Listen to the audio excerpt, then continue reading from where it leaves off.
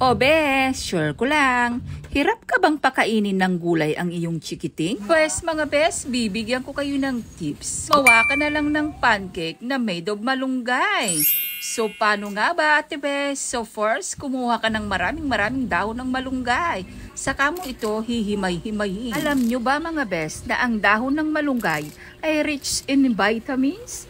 At hindi lang yan bes dahil nakakapagpatas ito ng immune system. Pagkatapos mga bes ay huhugasan mo yung ating dahon ng malunggay.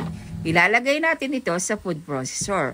Kung mayroon naman kayong blender, blender nyo na lamang. Tapos naglagay ako ng 2 cups ng all-purpose flour, 1 teaspoon ng baking soda, isang lata na evaporada, yung maliit lang, tapos 2 itlog. Hahalu-haluin. Maglagay ka rin ng vanilla. Kung wala kayo, huwag mo na lang lagyan. Kung mayroon din naman kayong condensed milk, lagyan mo rin siya.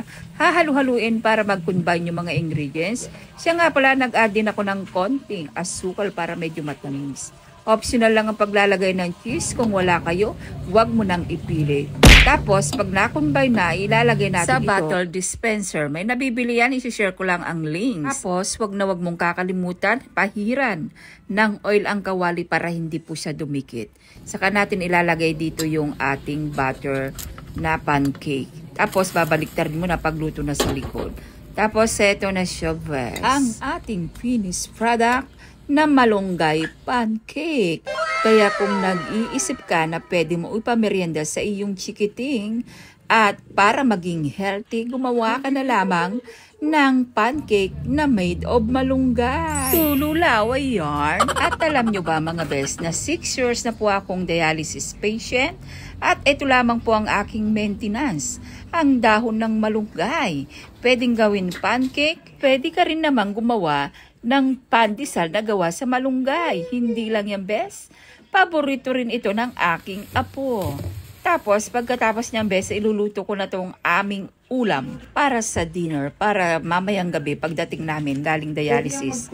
Kakain na lang kami. Saka yung mga junakis ko, mayroon na din silang ulam.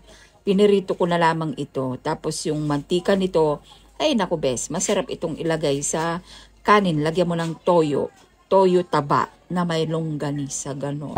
Tapos higop-higop ka nito ng kafe. Kung nagtataka kayo mga bes, bakit kumakain ako ng mga longganisa? Wala naman po akong iniiwasan na pagkain. Lahat naman po mga bes ay kinakain ko basta in moderation lamang po. Alam nyo naman, ang sobra nakakasama. Huwag nyong masyadong iwasan yung bawal bes dahil nga manghihina rin naman yung inyong katawang lupa. Basta importante in moderation mga bes. Tapos, natuwa naman ako dito sa saging. Tingnan mo naman, 4 na kambal-kambal. Kasabihan ng mga matatanda, pag kumain ka daw ng kambal na saging, pag nagbuntis ka daw, magiging kambal. Pero kinain ko naman po itong kambal na saging. Hindi naman po ako nabuntis. Char, hindi na po ako pwedeng magbuntis, Ves.